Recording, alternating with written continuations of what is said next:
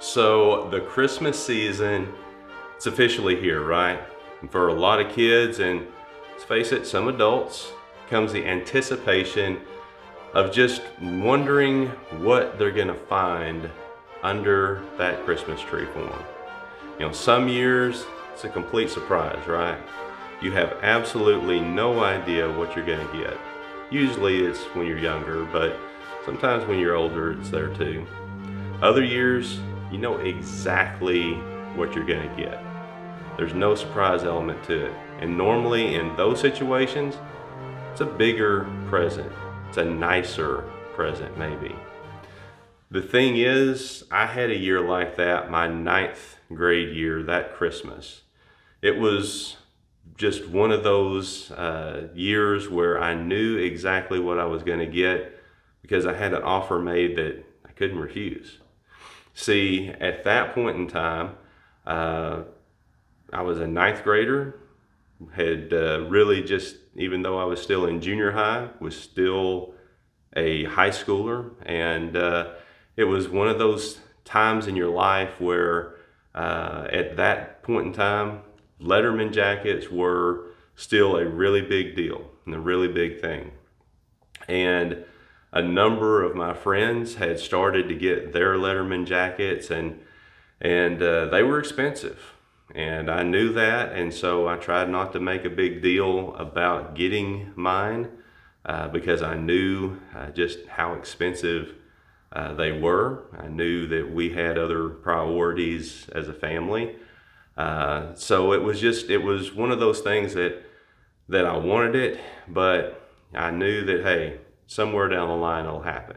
And it just so happened that this Christmas, my ninth grade year, my mama, she and Papa had made the offer that hey, they would help foot the bill with Mom and Dad if that Letterman jacket was what I wanted for Christmas. And obviously I jumped on it because it was just in that day and time, that was one of the most important things for me at that age. And so when the jacket came in, I knew it got wrapped up. I knew it got put under the tree. And while I didn't know for sure which present it was, I knew it was under the tree. And that really was all that mattered, right? The anticipation grew each day of being able to open it up and put it on that first time and to be able to wear it, not because it was some sort of status symbol, but because there was a deeper meaning to it. And so the days went by, and finally the day came whenever I could open that present and be able to hold it and try it on and wear it and everything for the first time. And it was great. It was awesome. When I tore into it, I saw the B on the front and saw my name on the back and the class year graduation on the side. And so those were the things that you would normally see, but also what was special about it was it had my two letters from playing football in 8th grade and ninth grade already on there, and it had the patch that we had won for winning the conference title that year. And so this was something that was special on a personal level because it was a reflection of me. It was one of the nicest gifts that anyone could have ever given me. And looking back, it's one of the nicest I've ever received in my life. And the thing is, I think about that jacket, or you've probably got a story, or you will probably at some point in your life have a story like that, where there is something that is a gift that's given to you that comes at just the right time, and it's an anticipated gift, something that you really need, or something that is a real desire, and it's coming, and you can't wait to have it as a part of your life. And when you stop and you think about that, the anticipation level, the excitement that builds and how great those things are and what the payoff is when you finally get it. Really, when we stop and think about it from a Christmas perspective, that anticipation and that excitement level, it pales in comparison to what the Magi had to feel. Have you ever really stopped and thought about that for a second? I'm sure that as the wise men were seeing the signs up in the sky, there had to be this level of anticipation and excitement that they felt when they realized that the birth of the Messiah, it was happening. And it was happening in their day and in their time. The wait was over.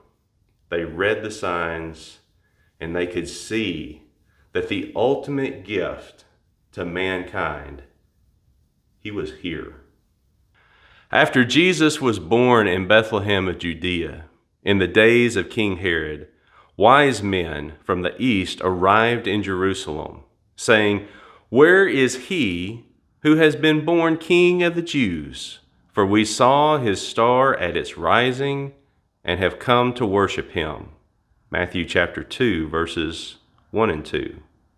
When they saw the star, they were overwhelmed with joy. Entering the house, they saw the child with Mary his mother, and falling to their knees, they worshiped him.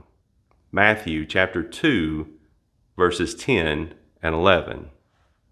For years upon years, Magi, or as we call them, wise men, had been taught what to look for in the sky to know when Jesus would be born. Many of them had spent their entire careers and really their entire lives anxiously anticipating the birth of Christ. Yet it was these Magi, they were the ones that were fortunate enough to get to saddle up and ride off to meet him and worship the baby king.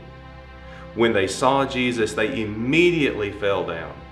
They fell to that ground and they worshiped him as they came to the realization of just what God was doing, not just for them, but for all of humanity. Now, we're going to come back later this month as we look at another piece of this portion of the wise men's story. But that's it for today. As we go through this Christmas season, let's be sure to remember the real reason why we celebrate. It's all about Jesus, the birth of the earth's Messiah and King.